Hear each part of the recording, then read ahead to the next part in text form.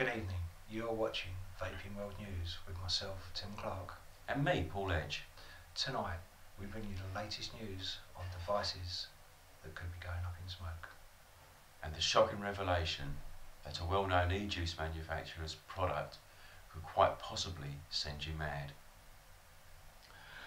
Right, over the past week or so, we have noticed reports out there that some of the Cloudpool mini devices are failing. Basically, they're overheating and not working. We've seen pictures of them laying on the floor with smoke pouring out of them, and really quite concerning. Well, Cloudpool, to address this, have issued a press statement, which you've got in front of you there, Tim, haven't you? Yep, they released it on the 3rd. Basically, how they've worded it is, we are sorry to bring you some customers any trouble during the last few days. To satisfy a huge market, we worked hard for the large production, and we actually didn't control the whole quality system very well at the time. About 0.1 to 0.2% of Cloudpool minis may have overheat, short circuit or other different defective problems. This may cause circuit board melted down, but will never reach ignition point to make other things burn, let alone catch fire. If yours is the above kind of problem, please email us, and they're given the email address which we'll put in the website. For customers who don't have any problem until now but worry about your potential overheat problem, connect an atomizer and press the fire button 15 seconds at 30 watts just one time. If it doesn't show too hot, then the unit is a good unit. We found the source of the problem and changed the firmware. For the batch we shipped from last week, no this overheat issues. Though time may happen to any companies, we believe a positive attitude will make things all better. Thanks very much support, and welcome any suggestions. Well, I think we should discuss this a little bit first. Yeah. And then we've look through the bad English. Yes. Yeah, that's Tim's reading. It is. it is the way they've written it. Basically, a couple of things that we'd like to say about this. I think hats off to them for admitting the fact that they have rushed it to market. I think that's. I like manufacturers, to be honest. Well, yeah, it's kind of like putting their hands up to it, isn't it? To a degree. I think that's very, very good. Saying that 0.1 to 0.2%. We don't know how many units are out there. They obviously must have some kind of serial number system. So it'd be I nice think to they're know. into the tens of thousands. So it'd be nice to know how, at what point within their quality control, what serial numbers are affected from a starting to a finishing number. It would be nice, wouldn't it? This no overheat issues items shipped from this week. We'd like to know really what numbers those items are. Really. Yeah.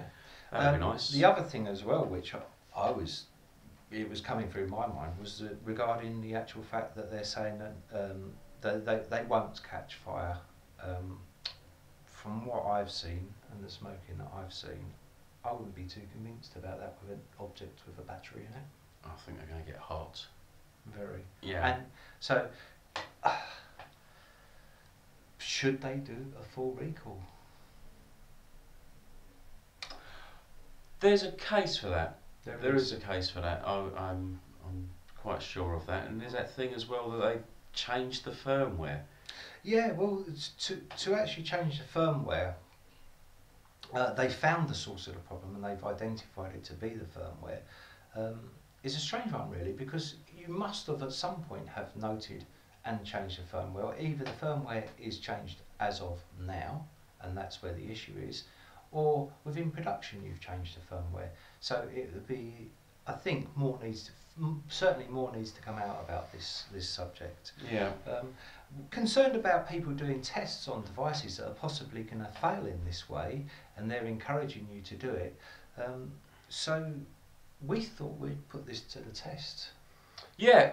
Our man Jack's on the scene, and he's going to run the test for us. Yeah. So let's cut over to Jack and see how he's doing with the test.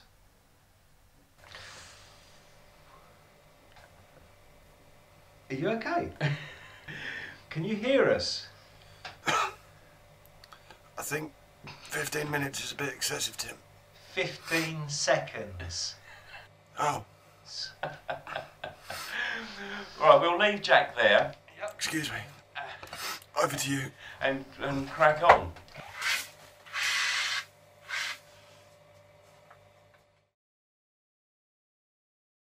And next tonight, we investigate the worrying reports of the possible side effects found with a certain juice manufacturer. And reporting for us tonight is our man Jack on the scene. Thank you, Tim, and yes, indeed that's right. There have been numerous reports now that when Quack's e-juice is taken after midnight, strange occurrences begin to happen to its users. Much like the gremlins. This evening, I shall find out what and why.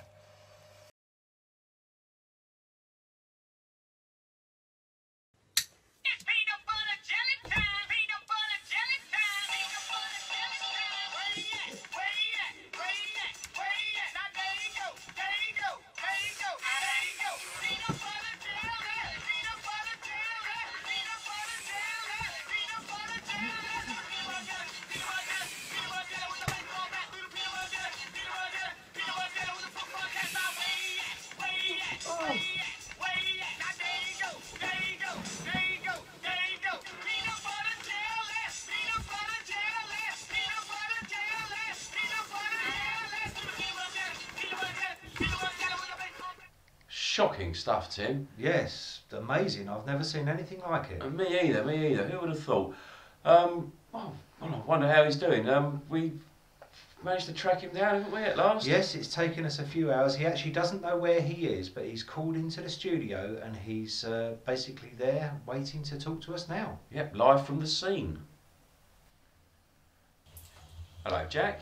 Jack, can you hear us okay? Jack. Jack? Jack? Excuse me. Yes, hello, Tim. It appears the reports on the Quacks e-juice is apparently true. Strange things do happen. Are you feeling okay? I don't know, but I think I'm quite sure there's something inside me. Where are you now? No, I don't know where I am. This isn't my bath. It isn't your bath, right. Over to you. We'll leave Thank Jack you very there. much, Jack. Well, I think that was very brave of him to do that. Yeah. But the disturbing results. Very disturbing results, yes. Well, let's just hope that they do find... Well, let's just hope that Jack makes a full recovery and is back with us next time. Yes. Yeah, on that note, I think we're going to have to leave it this evening. Well, thank you. You've been watching Vaping World News with Jack Amsterdamage on the scene. Myself, Paul Edge. And myself, Tim Clark. Good night. Good night.